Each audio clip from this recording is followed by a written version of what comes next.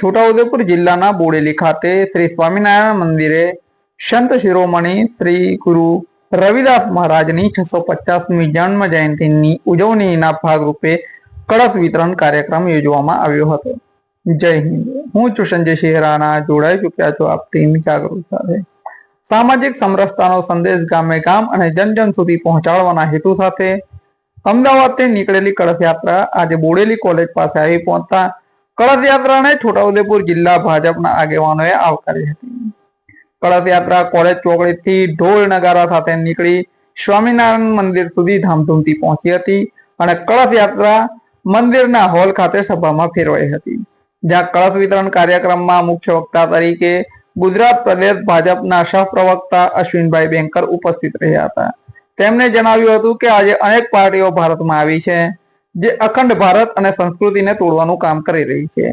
તેની સામે વડાપ્રધાન નરેન્દ્રભાઈ મોદીની સમરસતા સંકલ્પ અભિયાનથી લોકોમાં સમરસતા જળવાઈ રહે તે હેતુથી છોટાઉદેપુર જિલ્લામાં કળશ યાત્રા આવી પહોંચી હતી, જે ગામે ગામ આ કળશમાં સંત શિરોમણી શ્રી રવિદાસ મહારાજની ભૂમિ કાશીથી માટી આપવામાં આવેલ છે, જે પ્રત્યેક ગામમાં ધાર્મિક સ્થળોએ પહોંચાડી તેનું પૂજન કરી તે ગામની જમીનમાં ભેળવવામાં આવશે, જેનાથી પ્રત્યેક ગામમાં સમરસતાનું વાતાવરણ ઊભું થાય તે હેતુથી આ કળશ યાત્રાનું છોટાઉદેપુર ભારતીય જનતા પાર્ટી દ્વારા આયોજન કરવામાં આવ્યું હતું।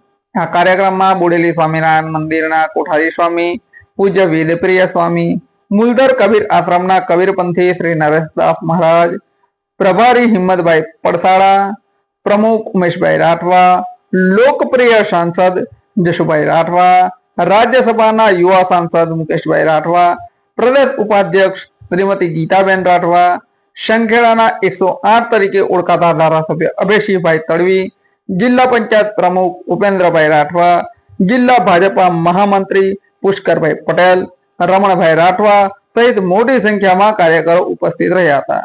આ કાર્યક્રમ દરમિયાન ઉપસ્થિત મહાનુભાવોના હસ્તે છોટાઉદેપુર જિલ્લાના 7 તાલુકા અને 2 નગર મંડળોના પ્રમુખ તથા મંત્રીઓને સ્ટેજ પર બોલાવી કળશ અર્પણ કરી પોતાના વિસ્તારના એક મંદિરમાં સ્થાપના કરી તાલુકા નગરના અગ્રણીઓ સાથે આ કળશ લઈને ગામે ગામ જન જન સુધી પહોંચી વડાપ્રધાન નરેન્દ્રભાઈ મોદીના સામાજિક સમરસતાના સ્વપ્નને સાકાર કરવા માટે દરેક હોદ્દેદારો અને કાર્યકરોને જવાબદારી અદા કરવામાં આવી હતી। ઉપસ્થિત મહાનુભાવો દ્વારા આ બાબતે અનુરોધ પણ કરવામાં આવ્યો હતો। કાર્યક્રમમાં અમદાવાદથી કળશ યાત્રા પધારેલા ગુજરાત પ્રદેશના ભાજપના સહપ્રવક્તા અશ્વિનભાઈ બેંકરે પ્રાસંગિક ઉદ્બોધન કરતા ભારતીય જનતા પાર્ટીના આયોજનથી અને ખાસ કરીને નરેન્દ્રભાઈ મોદીના સામાજિક સમરસતાના પ્રબળ અભિયાન અંતર્ગત સમગ્ર દેશમાં સંત શિરોમણી શ્રી ગુરુ રવિદાસ મહારાજ સાહેબની 650મી જન્મ જયંતિની ઉજવણીના ભાગરૂપે આ કળશ યાત્રાને સમગ્ર દેશમાં ખૂબ જ સરસ સહયોગ મળી રહ્યો છે। એવી આ કળશ યાત્રા છોટાઉદેપુર જિલ્લામાં આવી છે, ત્યારે આ સાથે જિલ્લાના તાલુકાના નગરો માટે લાવવામાં આવેલ 9 કળશોનું વિતરણ કરવામાં આવ્યું છે। ત્યારે ભારતીય જનતા પાર્ટીના દરેક કાર્યકર આ કળશ યાત્રાને ગામે ગામ જન જન સુધી લઈ જાય અને સામાજિક સમરસતાનો સંદેશો પહોંચાડે તેવી લાગણી વ્યક્ત કરવામાં આવી હતી। આ પ્રસંગે કાર્યક્રમમાં ખાસ ઉપસ્થિત રહેલ બીએપીએસ શ્રી સ્વામિનારાયણ મંદિરના કોઠારી સ્વામી પૂજ્ય દેવપ્રિય સ્વામી તથા મુલધરના કબીર આશ્રમના સંત નરેશદાસ મહારાજે વર્તમાન વૈજ્ઞાનિક યુગમાં સંત મહાપુરુષો દ્વારા મળેલ ભારતીય સંસ્કૃતિ અને સંસ્કારો ખૂબ જ મહત્વના હોય છે। સંત શિરોમણી પૂજ્ય રવિદાસ મહારાજ શ્રી સાથે સંત કબીર સહિતના પૂર્વકાલીન સંત મહાપુરુષોને યાદ કરી તેમના પગલે ચાલી અને તેમને સિંચેલા સંસ્કારોને જીવનમાં ઉતારવા માટે અનુરોધ કરવામાં આવ્યો હતો। નમસ્કાર। આજે ભારતીય જનતા પાર્ટીના આયોજનથી અને વિશેષ કરીને આદરણીય નરેન્દ્રભાઈ મોદીજીના સામાજિક સમરસતાનો સંકલ્પનો પ્રબળ અભિયાન, પ્રબળ ઈચ્છા શક્તિ જે છે એ દેશમાં પ્રવર્તે એના માટેનો કાર્યક્રમ ગુજરાત પ્રદેશમાંથી આજે છોટાઉદેપુર જિલ્લામાં કળશ યાત્રા આવી છે।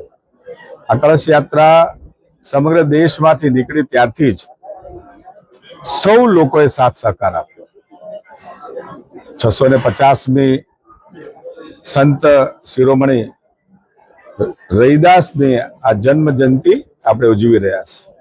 આ જન્મ જયંતિ ઉજવી છે ત્યારે સૌ સંત ગણ તે વખતના સંત રોહિદાસજી, સંત કબીરજી, સ્વામિનારાયણ ભગવાન, સૌ શંકરાચાર્યો, એમના માધ્યમથી સનાતન ધર્મ એ આપણું એક સંસ્કૃતિ અને આપણા એક અખંડ ભારતના માધ્યમથી દેશ વિદેશમાં સમરસતાનો સંદેશ આપે છે. ભારતીય જનતા પાર્ટીના આ કાર્યક્રમ લેવાનું કારણ એ કે આજે અનેક પાર્ટીઓ, અનેક એવી શક્તિઓ છે જે વિઘટન કરાવે છે, જે જાતિના ભેદભાવ ઉભા કરે છે, જે ક્યાંક ને ક્યાંક વર્ગ વિગ્રહ કરાવે છે અલગ અલગ માધ્યમથી, અને ખોટો નેરેટિવ ઊભું કરીને સમરસતાને જોખમ ઊભું કરે છે. આ કામ સંતોનું, મહંતોનું, સમાજનું છે, પરંતુ પાર્ટી તરીકે અમારે લેવું પડ્યું છે કારણ કે અમારું દાયિત્વ છે અને પંચનિષ્ઠાનો એક ભાગ છે. એટલે સમરસતા આવે એનો આ પ્રયાસ, સૌ લોકો આમાં સાથ સહકાર આપે, ચડી બળીને ભાગ લે, એ જ અભ્યર્થના.